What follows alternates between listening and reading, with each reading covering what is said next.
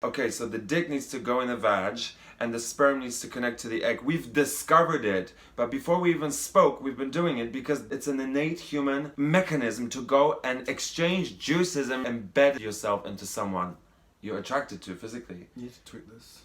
I'm putting it on fucking YouTube.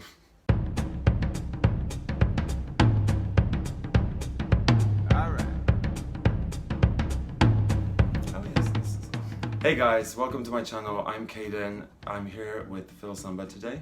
I've recently interviewed Phil for How to Stay Positive When You Test Positive, which is due out later this year.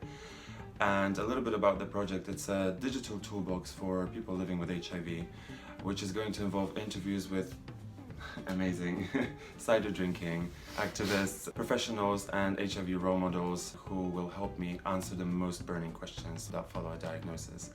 Hello Phil. Thank you for having me. Absolutely, pleasure. You're a PrEP advocate and HIV activist, and you also recently started working for Prepster. Yes. Right. So I'm a PrEP user and advocate. I'm a social activist and a writer, and I've just started at Prepster. So I will be running a peer mobilization project dedicated to basically training people to better their mental health, their sexual health, and their awareness of PrEP and how they can teach their communities to do it. Amazing. You're HIV negative, right? Yes. Do people ever? Well, two questions here. First, why do you do this work? And second, do you get shit from people for doing this work? I think initially people assumed that I was HIV positive, but because I tweet a lot about PrEP and using PrEP and trying to motivate others to take it, I think they, like most of the people, know that I'm not. I wouldn't have an issue with people to believe that, to be honest. The shit that I do get, if it's not upset white gays because I do targeted work at queer men of colour or black queer men, tends to be around condoms, condom use and PrEP use. And when I say I don't know where you've assumed that I don't use condoms. I've never tweeted that, I've never written that, so I don't know where that assumption comes from. So yeah. It's interesting, isn't it? People almost see the lack of condom use as criminal. And so they're assuming that you're I'll say that you're a bad person. Horrible person. Horrible fucking dirty fag. Exactly, right. yes. So, that's it. And then if you use condoms, amazing. But some research just came out which it said that basically you can get gonorrhea from kissing. yeah, you can. And also you can get chlamydia from kissing. Yeah, and you then can like get syphilis I mean, from kissing. let's be real. No one is like putting on a condom to suck dick. Like let's and then they're getting. Are we? If you put on a condom to suck someone's dick, Please I would like to hear about it. Yes, send nudes. I'm kidding. I'm kidding. He's not. It's been quite a while since there was the NHS scandal, and the PrEP is still kind of not here. PrEP is not here on a national rollout, other than purchasing it online or through the NHS Impact trial, which the spaces are now filled for all men who have sex with men. Even if PrEP was available, there wouldn't be some. If PrEP became available tomorrow, we'd still have a whole heap of work in trying to get these demographics that have no idea exist. Who's not accessing PrEP at the minute? Pretty or much. wouldn't be? Well, out of MSM, there's a lot of black gay men that are not accessing it.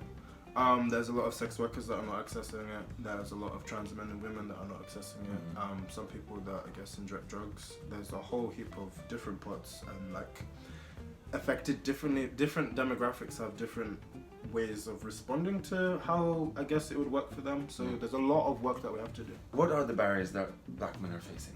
I think that a lot of it has to do with there's some structural racism in there. There's a lot of stuff around masculinity. So if I have sex with a man, then that means that I'm less of a man. Kind of a woman, right? Yes. Or if I'm a bottom, then that makes me even less of a man than a top. So there's things like that. There's mentalities around that. There's stuff on they're worried about people finding out about their sexuality, so they don't go to sexual health services or to clinics. In African countries in particular, there's a lot of like laws that, funnily enough, England took to Africa.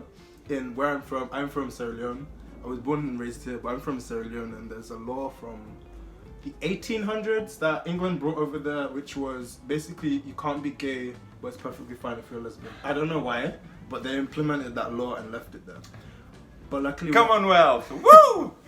Luckily, we have people like Jason Jones, who's actually he made it legal to be gay in Trinidad, which has had a knock-on effect in these other countries. A lot of black men are on PrEP, but they're not talking about it. because they feel uncomfortable mentioning condomless sex to their peers. I think there's a thing around not going to the doctor and being masculine and thinking I'm fine sort of thing as well. You don't need that, right? Because Yes. you can handle it yourself. Because Yes. you're like... Yeah, but there's stuff around, I think there's some stuff around Right, religion. yeah. There was a person at an event that said that they believe that their God will protect them from HIV. And I was just like, no. There's also a belief that if you have sex with a virgin, that HIV will be cured. So then that person that is having sex with a virgin then passes on the HIV to them. That little virgin girl... now has HIV. Disclaimer, I am Christian, so I can make fun of Christians. And so also, God will protect him from HIV. Prep, my prep. So we've established that black men aren't accessing PrEP Or testing. or testing for a lot of reasons. So that obviously leaves them with being extremely disproportionately affected when it comes to HIV. Mm-hmm. And I'm guessing that a lot of them probably don't know that it isn't transmittable if you're on effective treatment. I don't think so. I think there's a lack of education around what it means to be undetectable, as well as how to prevent HIV. If you have an undetectable viral load, so you've been taking effective HIV treatment, which reduces the levels of HIV in your blood, which then brings it to a point where you can't even pass on the virus. So Ding, ding, ding. it's safer to sleep with someone that is HIV positive and undetectable than someone who doesn't know the status. I find myself saying that sometimes, but it sounds like a conflict of interest to hear it from an HIV positive person. So I think it's really important to hear it from people who don't have HIV. If you have HIV and you're undetectable and you're hot, slide in my DMs.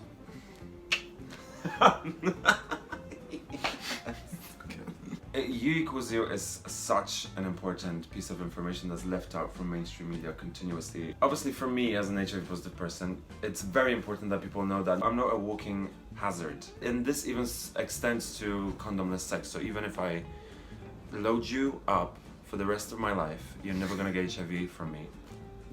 Yes. It's important for people who are negative also to know that U actually equals U, and that means undetectable equals untransmittable. HIV may seem like just an HIV positive people thing, but the reality is anyone can get HIV. So by not telling people that U equals U, you are peddling stigma and fear of testing. So people aren't gonna get tested because they're gonna think that they're gonna catch HIV, and you know, that's the end of the story. HIV does not discriminate. No, it doesn't. But discrimination prevents us from actually taking this message seriously. Mm-hmm. You know who you are. Now, it's important to know that U equals U and PrEP are messages and tools that only apply to HIV. Recently, there's been a spike in transmissions in syphilis. And is you on the rise. are fronting a campaign, a new campaign. Yes. The government's not doing anything for gay men that have huge amounts of syphilis. Thank you, Karen. We're We're gonna get back to Karen. We're coming back to Karen. But basically, the government, Karen, they're not doing enough. Not doing enough for syphilis, which is on the rise amongst gay men. So we're making our own campaign to raise awareness, to try so people are educated about their symptoms, to get tested, to get treatment, and to try to reduce it. The link to this campaign is going to be in the description below. Give us money, please. You can also buy rewards. So you can get a t-shirt, you can get a tote bag, you can get some stuff for, like, there's some party stuff going on. There's paintings, there's stuff. Go on the website. Sounds check really out fun. my stuff. Yeah, check it out in the description below. I've had syphilis. Let's just get that out of the way. I've had it twice, and I've been treated as a contact party. Exactly. Yay. So, now, first thing you need to know about syphilis, and this is the reason why I'm telling you, so blasé kind of that I've had it, is that it is fully treatable. If you do catch it, it's okay. I think a lot of the health sector probably wouldn't agree with this message. It is okay to have an STI, so I want you to not feel bad about it and make sure you get it treated. Because the complications of syphilis are severe, so even if you don't have symptoms, you should get tested regularly. Do you have any symptoms? It's one of the most weird, bizarre, fucking surreal symptoms I've ever had, because it's a blemish. It doesn't heal, whatever you do. And I put creams on it, creams and fucking potions. I read to it, took it to dinner, and it still was there. And you can have it in your mouth. And this is how you can get syphilis through kissing. Yeah, if you touch someone's blemish, the ulcer. Okay. If you touch it and then touch yourself, anywhere near a membrane or like genitals and stuff, there's 70% chance you're gonna get syphilis. Thank you, condoms. I mean, slamming condoms, but they're not effective in that case because heavy petting can also give you an STI, and you know, we keep saying, oh, you have to wear a condom, and then we acting like when you don't wear a condom, you're a fucking cunt. I've been talking about condomless sex, not because I want to encourage people to have it, and I'm being serious right now. I don't think I need to, that's the point. People will have condomless sex, and some people don't mind using the condoms, but for a lot of people it's literally stopping you from doing what you want to do, which is exchange juices with someone you're super attracted to or you love, or literally, I mean, I've never heard it in that way though. I mean, seriously, think about it. Like, it is literally exchanging juices. It is. We are not born knowing, okay, so the dick needs to go in the vag and the sperm needs to connect to the egg. We've discovered it, but before we even spoke, we've been doing it because that's the nature. It's an innate human mechanism to go and exchange juices and mix with. You basically embed yourself into someone you're attracted to physically. You need to tweet this. I'm putting it on fucking YouTube. Do you know what we're here? You need to tweet it before it's on YouTube. Fine. I don't want to discourage people from condom use. I just want a realistic fucking conversation about condom use. I want to demystify STIs, not encourage having STIs, because STIs aren't fun, but they are part of life, and a lot of them you're not going to be able to avoid even when you use a condom. And this is where we have a big problem, because you're told in your sexual education that you will, and the moment you don't, you feel like you did something wrong.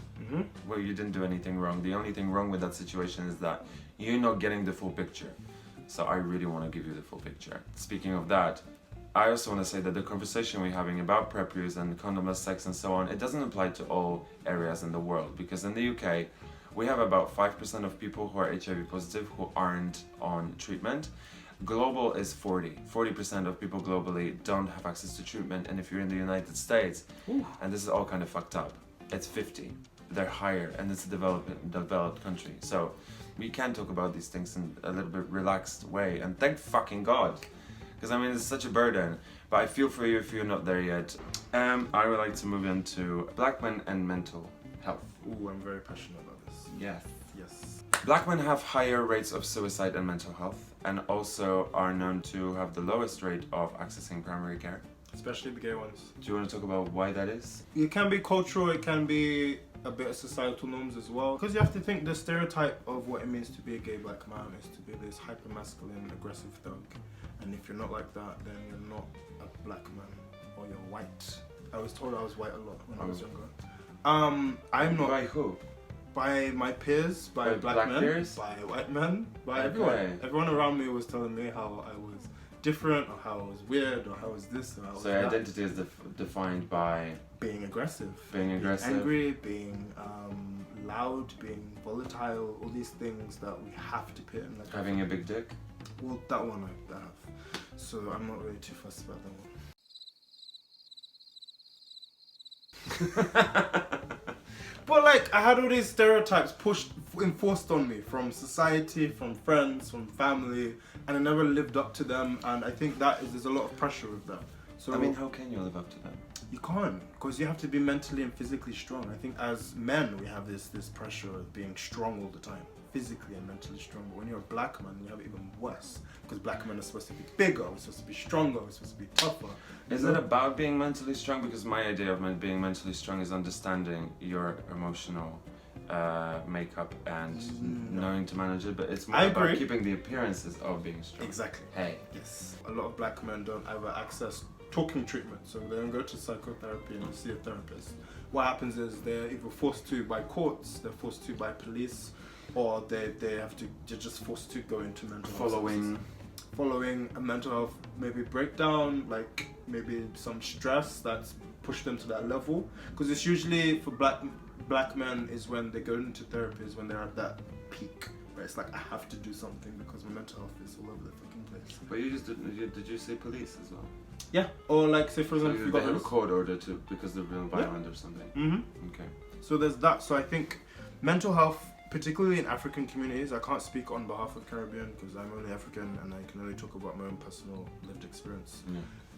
Mental health is kind of seen as something that doesn't happen to us the same way being gay doesn't happen to us and how that's a white thing, or they all see mental health as like a witchcraft type of situation. Sometimes, honestly. A bit like HIV, right? Yeah. Like devil. That's something that happens over there that doesn't happen to us. So don't conform, don't have anything to do with that. You know, there's that. So I think that's what the huge issues around. I think the other thing is that a lot of people aren't talking about their mental health or talking about their feelings or expressing themselves. So I did something recently for... So you know? That's exactly what I was thinking about. I did something for LGBT Outlife about talking about my mental health, talking about my therapist, talking about my therapy. The link is in the bio. Down below. And I was just basically saying, you know, this is what I went through, and everyone should just go to everyone should go to a therapist. And it surprised me how open I was. I did it last summer, and I only saw it a few months ago, and I was like, shit. I was really open about my mental health.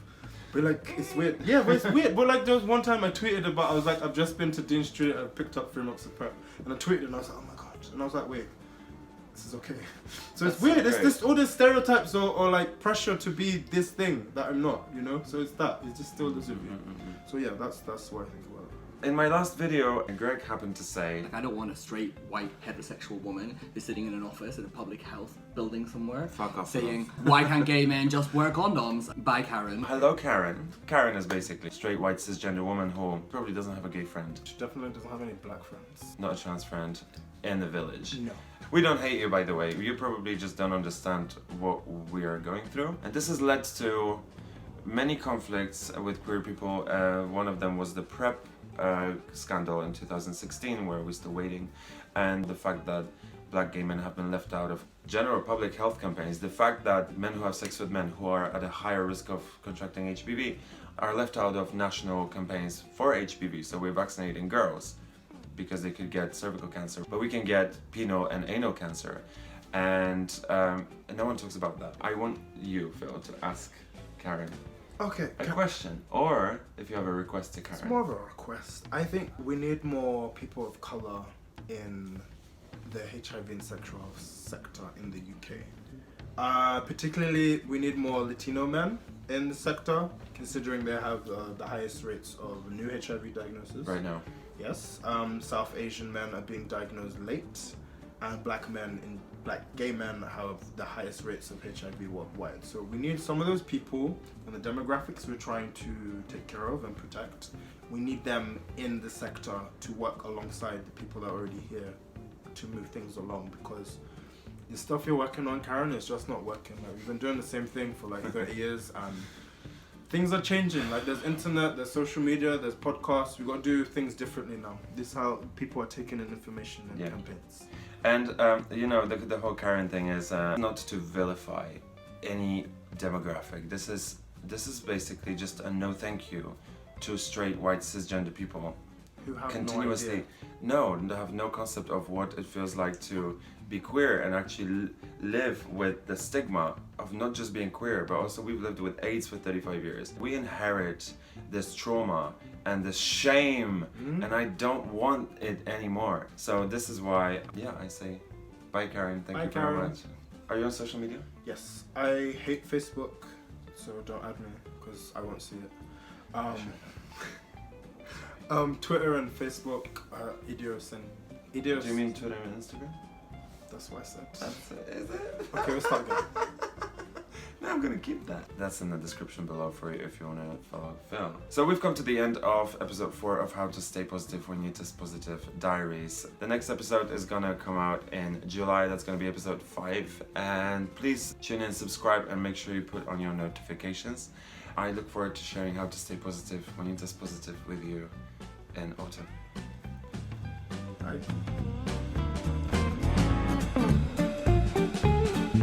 Got a question? Check out the links in the description below. Hey, what's up? Hi guys. So many highs, oh my god. Okay, let's do this again. No. Welcome to my channel. Today I'm here with Phil. I'm gonna say that you were introduced to... No, I'm just... Okay.